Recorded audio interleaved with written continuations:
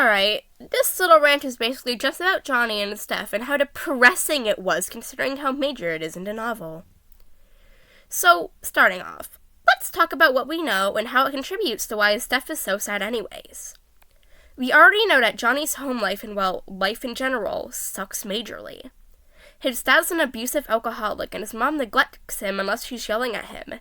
And then there's also the fact that he was jumped those 4 months ago by some socialists left there, basically to die almost unconscious.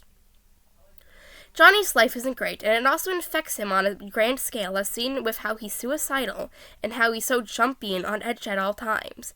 Ponyboy even saying that he was afraid of his own shadow ever since getting jumped, never being a moment where he doesn't have that cautious look in his eyes. There's also the fact that it feels like we get to know and grow attached to him as a character throughout the novel, which makes his death all the more miserable to sit through. There's also how the fire scene played out.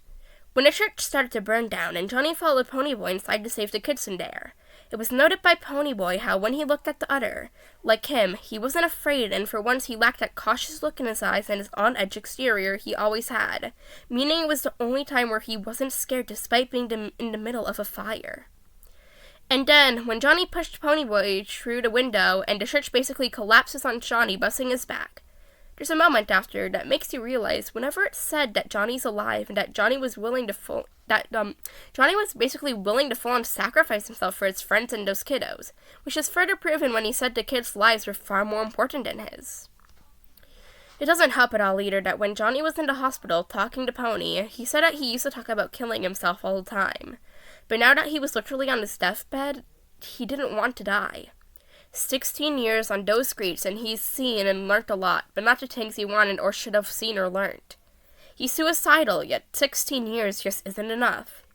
So when you absorb all this information and finally get to when he dies with the quiet whisper of "stay gold," and seeing how his stuff affects the others, it has you utterly shattered. Johnny went through so much already in his short life, and yet he just dies. Just like that, silently on the hospital bed. It's just not fair for a selfless soul like his to go on so early, so soon. But it seems that life just doesn't give a damn in both fiction and reality. Nothing gold can truly stay. And it's for this well-written-out plot and story that Johnny's death has you feel so crushed. After everything you read/saw him go through, it strikes a chord in you since it's just not fair to see an all-lovable character pass on.